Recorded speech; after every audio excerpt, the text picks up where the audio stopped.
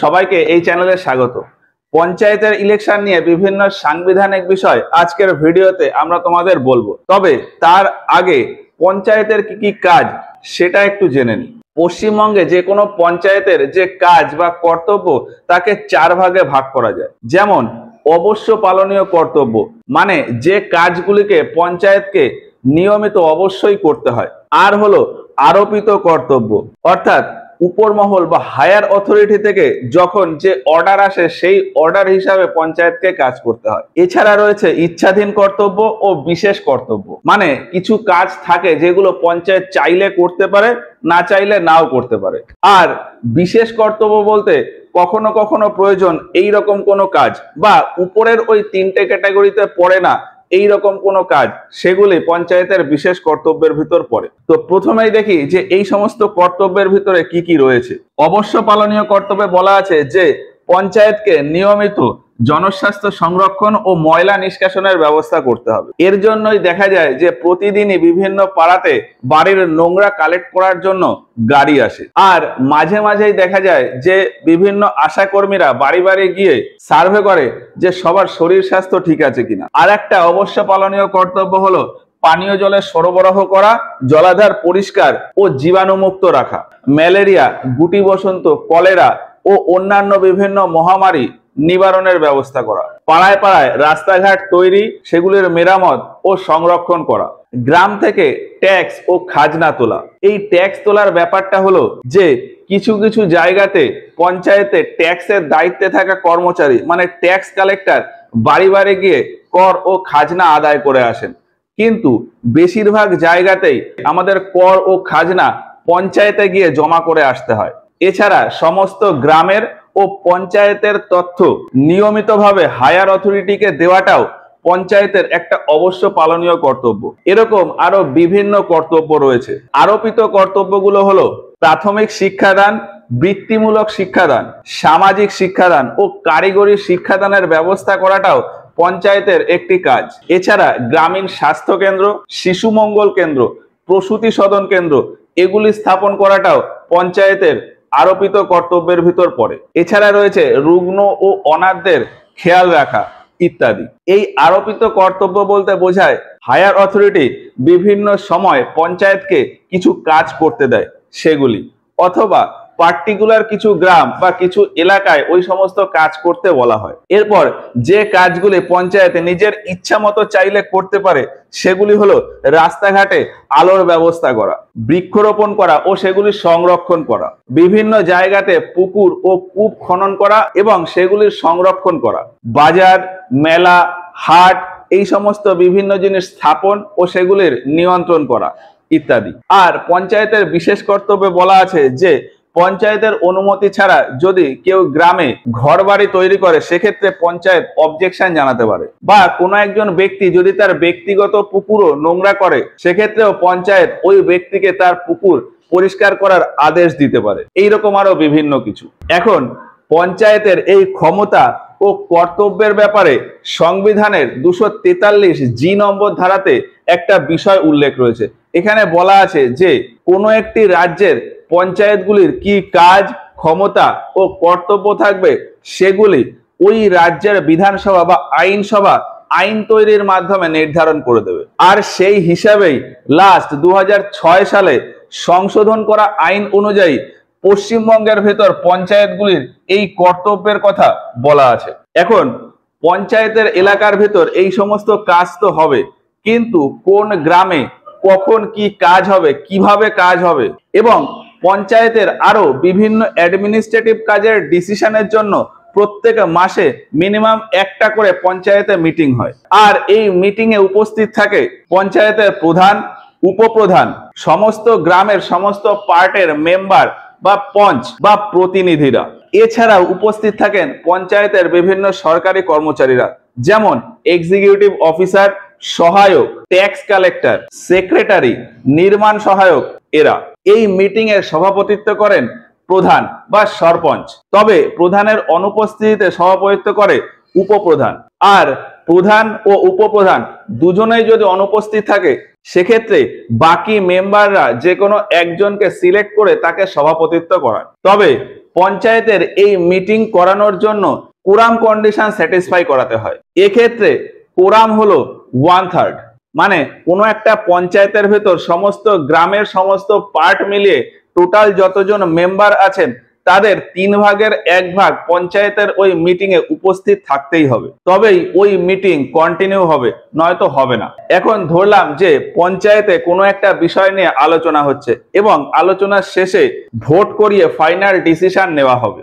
এক্ষেত্রে বেশিরভাগ মেম্বার অর্থাৎ মেজরিটি ভোটের ডিসিশন যা হবে সেটিকেই ফাইনাল ডিসিশন হিসাবে ধরা হবে। এই ডিসিশনের জন্য ভোট করানোর সময় পঞ্চায়েতের প্রধান বা সরপঞ্চ কিন্তু ভোট দেয় না। তবে যদি টাই কন্ডিশন হয়, মানে ধরলাম যে কোনো একটা পঞ্চায়েতে প্রধানকে বাদ দিয়ে 16 জন মেম্বার রয়েছে, এর ভিতর 8 জন মেম্বার এক রকমের ভোট দিল এবং বাকি 8 জন অন্য আর এক রকমের ভোট দিল। এই রকম কন্ডিশন হলে প্রধান তখন তার ভোটটা দেয়। অনেকটা সেই সংসদে ভোটিং এর সময় লোকসভার স্পিকার যেরকম নিরপেক্ষ থাকে সেই রকম। তবে পঞ্চায়েতের ভেতর প্রধানকে তার পদ থেকে সরিয়ে দেওয়ার জন্য যদি কোনো মিটিং হয় সেক্ষেত্রে কোনো কন্ডিশনেই প্রধান তাতে ভোট দিতে পারে না। এবার পঞ্চায়েতের ইলেকশনের ব্যাপারে একটু বলি।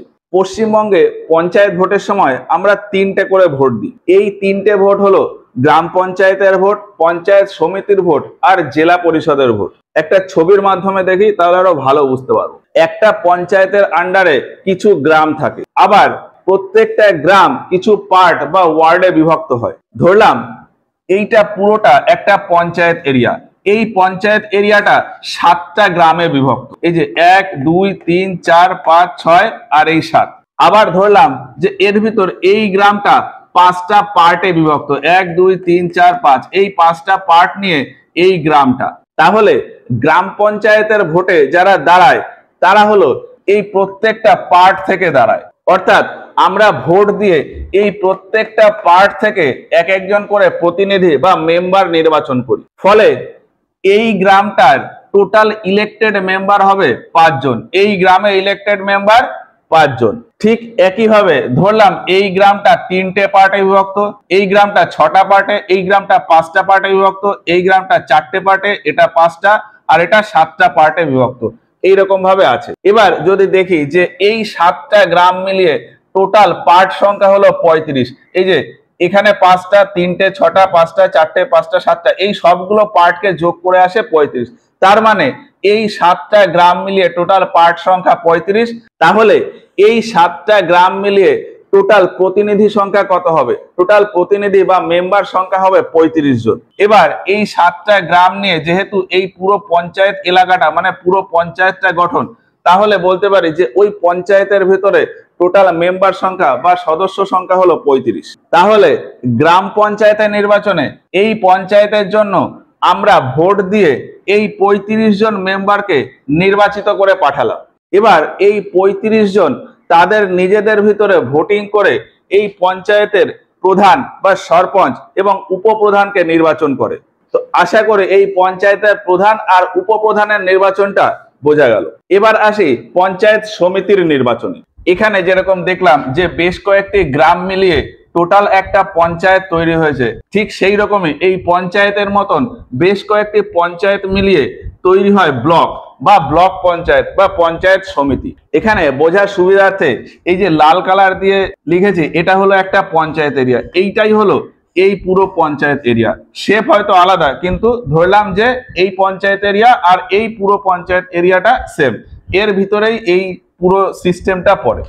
এবার এই পঞ্চায়েত সমিতির ভোটে যারা দাঁড়ায় তারা প্রত্যেকে পঞ্চায়েত এরিয়া থেকে দাঁড়ায়। মানে ধরলাম যে এই পঞ্চায়েত এরিয়া থেকে, এই পঞ্চায়েত এরিয়া মানে এই পঞ্চায়েত এরিয়া, তাহলে এই পঞ্চায়েত এরিয়া থেকে 4 জন পঞ্চায়েত সমিতির ভোটে দাঁড়ালো।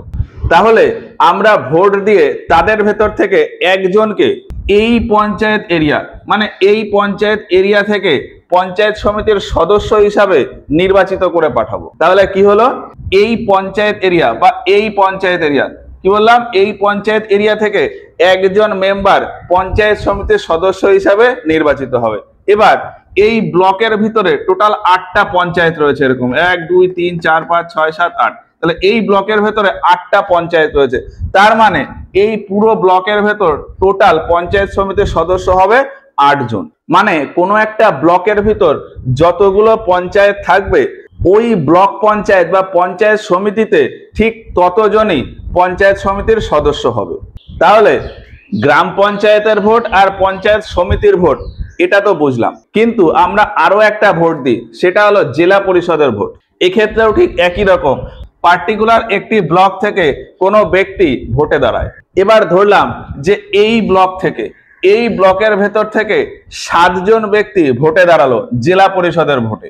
এই ব্লকের ভেতরে কিন্তু এই যে এইরকম পঞ্চায়েতের যে এরিয়া, তাহলে এরকম পঞ্চায়েত এরিয়ার মতন এইটা একটা এরিয়া, এবার এই পঞ্চায়েতের মতন বিভিন্ন এরিয়া রয়েছে। তো এই সমস্ত এরিয়া মিলিয়ে ধরলাম যে 7 জন জেলা পরিষদের ভোটে দাঁড়ালো। এবার এই ব্লকের ভিতরে সমস্ত পঞ্চায়েতের ভিতরে গ্রামের ভিতরে পার্ট, মানে সবকিছু মিলিয়ে এই পুরো ব্লকের ভেতরে আমরা যতজন ভোটার আছি তারা ভোট দিয়ে ওই 7 জনের ভেতর একজনকে জেলা পরিষদের সদস্য হিসাবে নির্বাচিত করব। কিসের জন্য? এই ব্লকের জন্য। এই ব্লকের জন্য জেলা পরিষদের সদস্য হিসাবে একজনকে নির্বাচিত করব। তাহলে এই পুরো ব্লক থেকে জেলা পরিষদের সদস্য হবে একজন। এবার জেলার ভিতরে এই রকম ব্লক যতগুলো থাকবে জেলা পরিষদের ঠিক ততজন সদস্য হবে।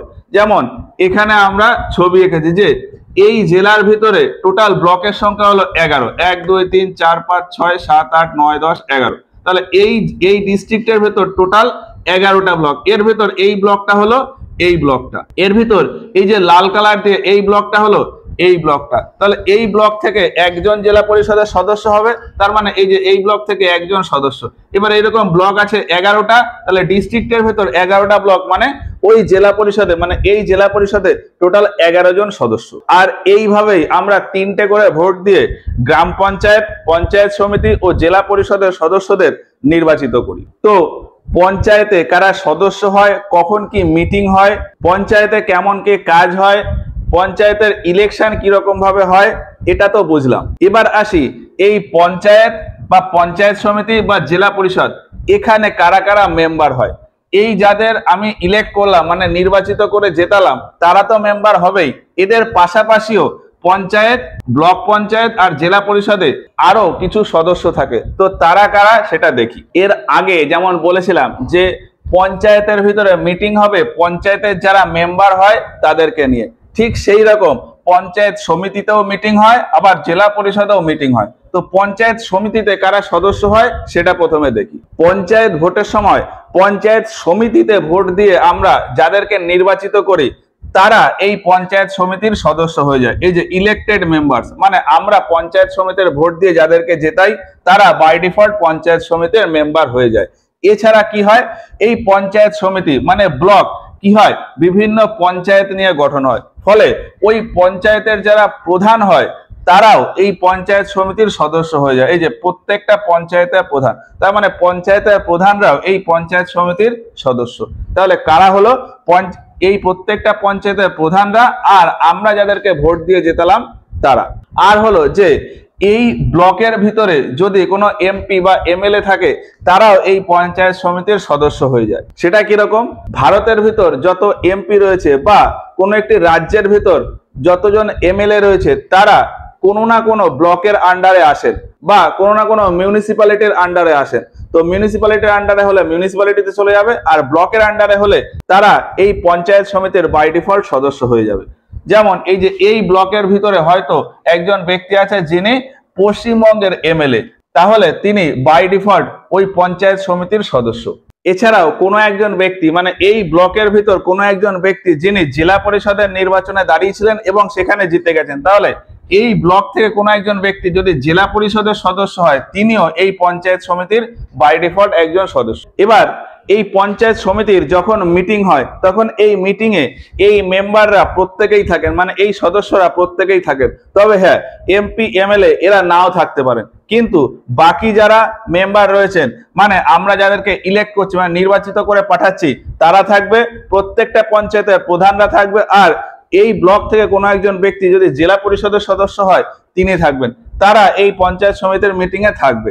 এছাড়াও এই ব্লকের বিডিও মানে block development officer, assistant BDO এবং অন্যান্য কর্মচারীরা থাকতে পারেন। এবার এই পঞ্চায়েত সমিতি বা জেলা পরিষদ এদের কি কাজ সেটা সম্পর্কে একটু পরে আসি, তার আগে জেলা পরিষদের মেম্বারদের ব্যাপারটা একটু দেখে নিই। এবার এই জেলা পরিষদে কারা সদস্য হয়? আমরা জেলা পরিষদের ভোটে যাদেরকে ভোট দিয়ে জেতাই তারা এই জেলা পরিষদের সদস্য হয়ে যায়। এই যে ইলেক্টেড মেম্বার মানে আমরা যাদেরকে ভোট দিয়ে জেতাই তারা বাই ডিফল্ট জেলা পরিষদের সদস্য হয়ে যায়। এছাড়া কারা হয়? এই যে প্রত্যেকটা ব্লক, এই একটা ডিস্ট্রিক্ট বা জেলা পরিষদ বেশ কিছু ব্লক নিয়ে গঠিত, তাহলে প্রত্যেকটা ব্লকে থাকে কি পঞ্চায়েত সমিতি। এই পঞ্চায়েত সমিতির যারা সভাপতি হয় মানে পঞ্চায়েত সমিতিতে আমরা 8 জনকে জিতিয়েছিলাম, এই 8 জনের ভিতর একজন হেড হয়ে যায় সভাপতি। তো সেই সভাপতিরা তাহলে প্রত্যেকটা ব্লকের সভাপতি মানে পঞ্চায়েত সমিতির সভাপতিরা এই জেলা পরিষদের সদস্য হয়ে যায়। এই যে ব্লকের সভাপতি, প্রত্যেকটা পঞ্চায়েত সমিতির যারা সভাপতি হয় তারা বাই ডিফল্ট এই জেলা পরিষদের মেম্বার বা সদস্য হয়ে যায়। এবার এখানে আরেকটুখানি বলে রাখি, পঞ্চায়েতের যে হেড, এই যে পঞ্চায়েতের 35 জন মেম্বারের ভেতর যে হেড তাকে বলা হয় প্রধান এবং তার নিচে থাকে উপপ্রধান। ঠিক একইভাবে ব্লকে এই 8টা পঞ্চায়েত মানে 8 জন সদস্য নিয়ে এই পঞ্চায়েত সমিতি গঠিত। এই 8 জনের ভেতর একজন মানে যে হেড হবে তাকে বলা হয় সভাপতি। কি বলে? সভাপতি। তাহলে আমরা ভোট দিয়ে এই যে 8 জনকে জিতিয়েছিলাম তার ভেতর একজন হয়ে যাবে সভাপতি এবং একজন হয়ে যাবে উপসভাপতি। ঠিক একইভাবে জেলা পরিষদের ভোটে আমরা যাদেরকে জিতিয়েছি, এই যে 11টা ব্লক মানে 11 জনকে ভোট দিয়ে জিতিয়েছি, তো এই 11 জনের ভিতর একজন হয়ে যাবে সভাধিপতি। তাহলে জেলা পরিষদের যে হেড তাকে বলা হয় সভাধিপতি আর তার নিচে থাকে উপসভাধিপতি। তাহলে জেলা পরিষদের প্রধানকে বলা হয় সভাপতি, তার নিচে থাকে উপসভাধিপতি।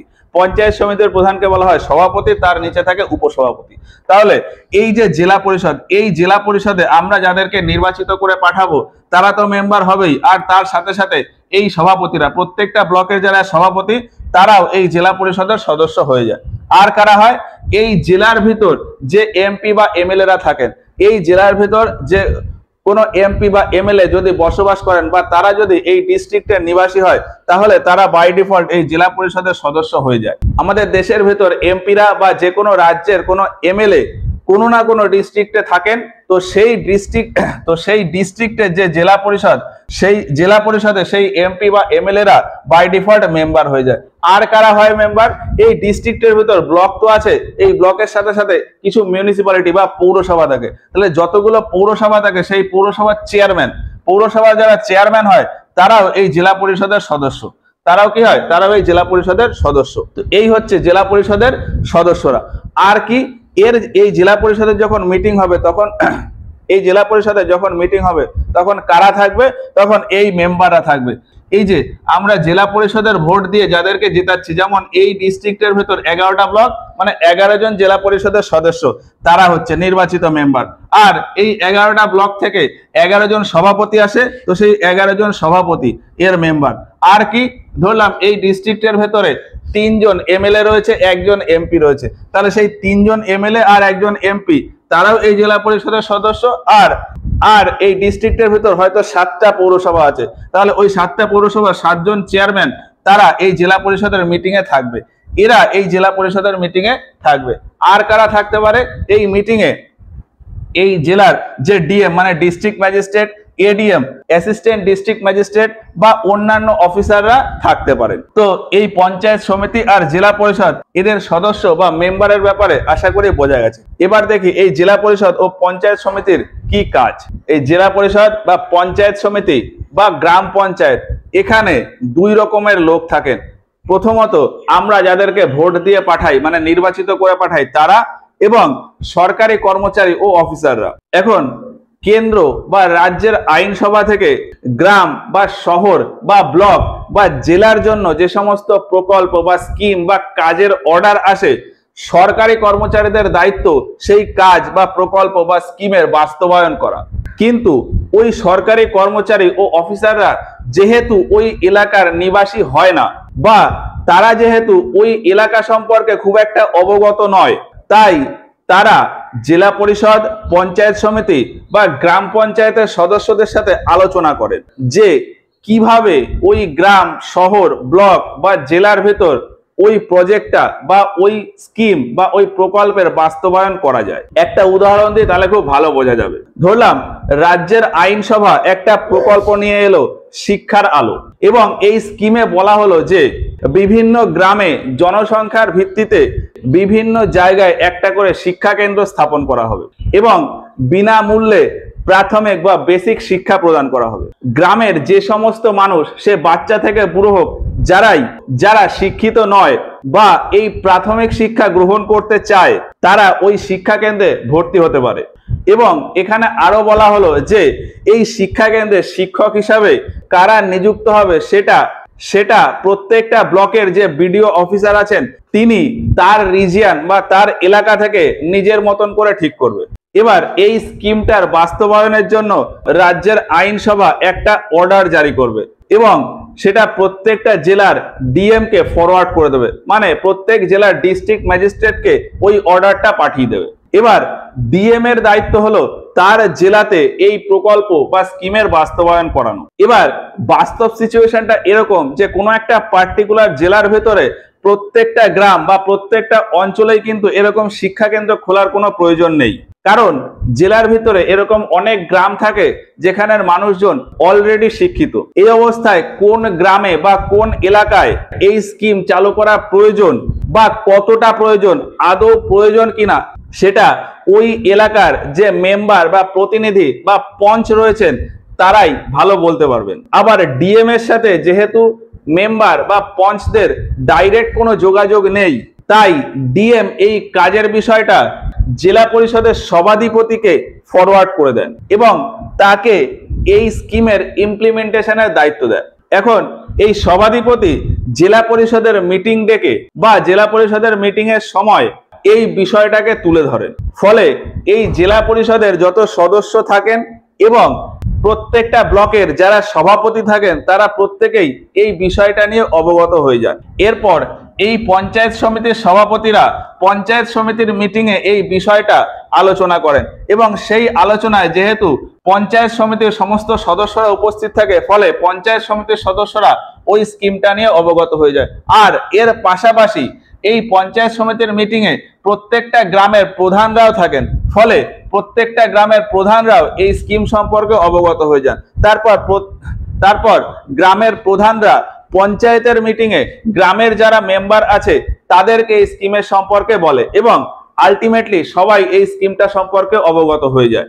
এবার এই স্কিমের কাজ হয়, কি কাজ হয়, এই যে প্রত্যেকটা মেম্বার রয়েছে, এই মেম্বাররাই যেহেতু ভালো জানেন যে তাদের গ্রামে এই স্কিমের ইমপ্লিমেন্টেশন কিভাবে করতে হবে বা তাদের গ্রামে কোথায় এরকম শিক্ষা কেন্দ্র খোলা যায়, কাকে সেই শিক্ষা কেন্দ্রে শিক্ষক হিসেবে নিযুক্ত করা যায়, সেটা ওই গ্রামের মেম্বাররাই ভালো জানবেন। আর এরকম শিক্ষা কেন্দ্র স্থাপন করতে গিয়ে কেমন খরচ হবে, এই সমস্ত বিভিন্ন বিষয় নোট করে এই গ্রামের মেম্বাররা মানে পার্টের মেম্বাররা পঞ্চায়েতের প্রধানকে দেয়। এবার এই পঞ্চায়েতের প্রধানের এবার এই পঞ্চায়েতের প্রধানের কাছে ওভারঅল একটা ড্রাফট চলে এলো যে এই স্কিমটা চালাতে গেলে তার গ্রামে কতগুলো শিক্ষা কেন্দ্র খুলতে হবে, তাতে কারা শিক্ষক হিসাবে নিযুক্ত হবে, এটা চালাতে গেলে কেমন খরচ হবে, এই সব একটা হিসাব পঞ্চায়েত প্রধানের কাছে থাকবে। তাহলে একজন পঞ্চায়েত প্রধানের কাছে থাকলে অন্যান্য পঞ্চায়েত প্রধানের কাছেও সেই ডেটাগুলো কালেক্ট হবে। এবার তারা সেই সমস্ত ডেটা পঞ্চায়েত সমিতির যে সভাপতি তাকে দেবেন। তাহলে পঞ্চায়েত সমিতির সভাপতির কাছে তার ব্লকের ভিতরে সমস্ত ডেটা থাকলো। এবার ঠিক একইভাবে বাকি ব্লকের যারা সভাপতি রয়েছেন তাদের কাছেও তার ব্লকের আন্ডারে সমস্ত তথ্য রইল। তারা সেই ব্লকের সমস্ত তথ্য ব্লকের যে সভাধিপতি মানে জেলা পরিষদের যে সভাধিপতি তাকে দেবে। এবার জেলা পরিষদের যে সভাধিপতি তার কাছে তার জেলার ভিতরে সমস্ত তথ্য থাকলো। এই তথ্য জেলার সভাধিপতি ডিস্ট্রিক্ট ম্যাজিস্ট্রেট বা ডিএম কে দেবে। এবার এই ডিএম এর কাছে যখন সমস্ত তথ্য চলে আসবে, ডিএম এই প্রজেক্ট বা এই স্কিমটার ইমপ্লিমেন্টেশনের দায়িত্ব দেবে। তারপর সেই দায়িত্ব আবার সভাধিপতি থেকে সভাপতি, সভাপতি থেকে প্রধান, প্রধান থেকে গ্রামের মেম্বারদের ভিতর দায়িত্বটা ভাগ হয়ে যাবে। তারপর আলটিমেটলি সেই স্কিমের কাজটা শুরু হয়ে যাবে। তো এই হচ্ছে বিভিন্ন কাজ ধাপে ধাপে এইভাবে সম্পন্ন হয়। এছাড়াও আরো বিভিন্নভাবে বিভিন্ন কাজ থাকে, জেলা পরিষদের বিভিন্ন কাজ হয়, পঞ্চায়েত সমিতির বিভিন্ন কাজ হয়। আমি ছোট্ট একটা কাজের উদাহরণ দিয়ে এটা বোঝালাম। আশা করি জেলা পরিষদ, পঞ্চায়েত সমিতি ও গ্রাম পঞ্চায়েতের কাজ নিয়ে বিভিন্ন বিষয় বোঝা গেছে। ইলেকশন সম্পর্কিত আরো কিছু বিষয় এবং ইলেকশনে রিজার্ভেশন সম্পর্কিত কিছু বিষয় রয়েছে, সেগুলি আমরা এর পরের ভিডিওতে আলোচনা করব।